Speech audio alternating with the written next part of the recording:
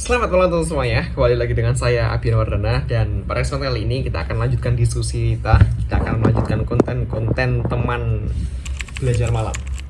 Jadi saya Abian Wardana, seorang pelajar dan juga konten kreator di YouTube, di Instagram, dan berbagai macam sosial media lainnya. Buat teman-teman yang belum klik subscribe, silahkan klik dulu tombol subscribe dan juga like video ini, karena itu akan membantu aku banget buat bikin video kali ini. Dan juga semoga teman-teman mau membagikan video ini agar manfaatnya bisa dirasakan oleh teman-teman yang lain. Oke, kita akan lanjut ke videonya.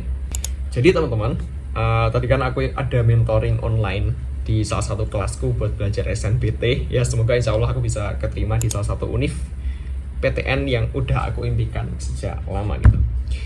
Di dalam mentoring tersebut aku ada pembelajaran, yaitu adalah cara manajemen stres ataupun apa ya, mungkin teman-teman udah familiar dengan istilah stres atau emosi kita dalam mencapai sesuatu gitu. Aku belajar ternyata stres itu nggak cuman berdampak negatif, ternyata stres itu ada dampak positifnya juga teman-teman. Penasaran? Oke, kita akan bahas. Yang aku tangkep ya dari mentoring tadi adalah stres itu adalah emosi yang kita keluarkan ketika kita merespon sesuatu gitu, merespon masalah, merespon pendapat ataupun suatu ide gagasan gitu.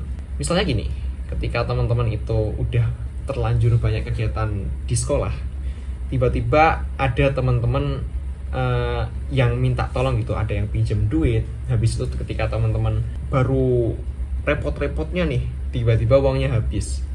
Teman-teman kepikiran besok ada ujian, kepikiran organisasinya baru ancur-ancurnya nih, ketuanya ngilang ataupun banyak masalah di anggota. Habis itu banyak program kerja yang belum jalan, uangnya habis, teman-teman harus ujian besok ada undangan ke A, B, C, D, yang mana sebenarnya nggak bisa dikontrol sendiri oleh teman-teman. Tapi habis itu karena banyak pikiran, akhirnya teman-teman ngerasain stres gitu. Yang mana emang sih awalnya aku juga mikir sebenarnya stres itu kan dampak negatif dari ketika kita kebanyakan pikiran ya. Mungkin dulu aku juga udah merasa sering merasain stresnya nggak berat sih karena masih pelajar ya. Stres dalam artian banyak tabrakan dalam kegiatan organisasi, nilainya naik turun, imannya naik turun, dan banyak tugas dan juga karya yang masih PR gitu, maksudnya belum selesai. Tapi setelah mentoring tadi selesai, aku belajar ternyata stres itu adalah sesuatu yang sebenarnya membuat kita berkembang. Contohnya gini, mungkin teman-teman udah sering mendengar istilah kegagalan adalah salah satu proses pembelajaran yang baik. Dan di situ beliau menyampaikan pematerinya menyampaikan bahwa ternyata stres itu adalah juga sesuatu yang bisa kita jadikan sebagai pembelajaran. Contohnya gini, coba teman-teman ambil perspektif deh. Ketika teman-teman terlalu berlebihan dalam stres, tentu itu adalah hal yang nggak baik, karena takutnya ketika teman-teman berlebihan dalam stres itu malah gampang ya, menjalar ke buruknya kesehatan fisiknya teman-teman. Itu takutnya. Tapi ketika teman-teman hidupnya gini-gini aja, slow living, dan nggak ada masalah apapun, nggak ada perkembangan apapun, tentu teman-teman akan nge-stuck di sini aja. Nggak ada perkembangan, nggak ada hal yang menantang dirinya teman-teman, sehingga skill untuk problem solvingnya itu nggak main gitu, istilahnya nggak kepake atau jarang dipakai gitu. Jadi intinya apa? Yang aku dapat tadi adalah ketika kita mau berkembang, ketika kita mau belajar, tentu harus memiliki kadar stres yang cukup dalam artian nggak berlebihan dan juga nggak kekurangan gitu. Jadi apa yang bisa kita lakukan gitu untuk mengelola stres? Tentu kita bisa atur mindset yang udah kita bahas kemarin ya. Mindset bahwasanya masalah akan segera berakhir atau masalah itu semuanya bisa berakhir itu. Jangan dibawa berlebihan, jangan overthinking, dan anggap aja semua masalah itu ada akhirnya. Bisa kita selesaikan secara mandiri ataupun bersama-sama gitu. Contohnya gini, ketika teman-teman menanggapi stres itu bisa menumbuhkan mindset kita.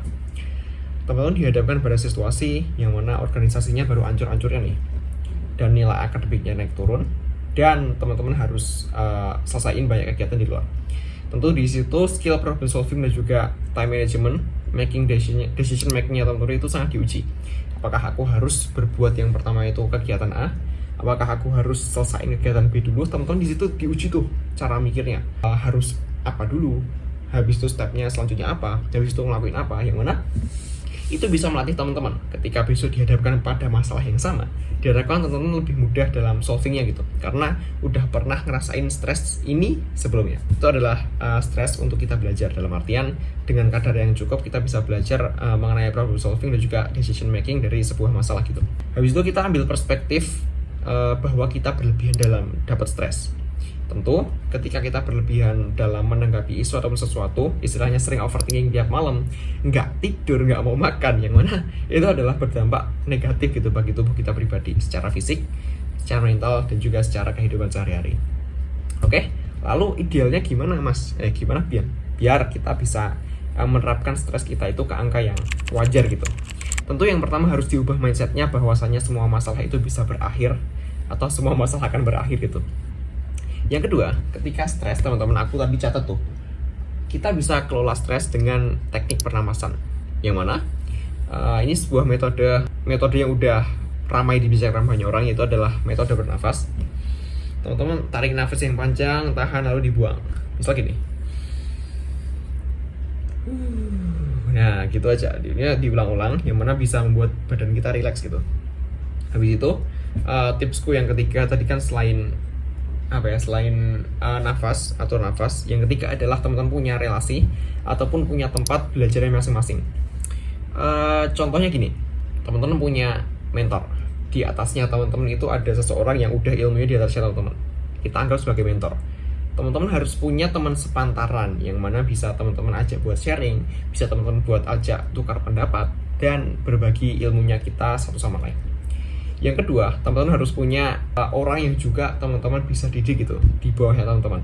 Entah itu adiknya kandung, entah itu murid-murid dari sekolahan, entah itu adik kelas, entah itu murid-murid di organisasi gitu.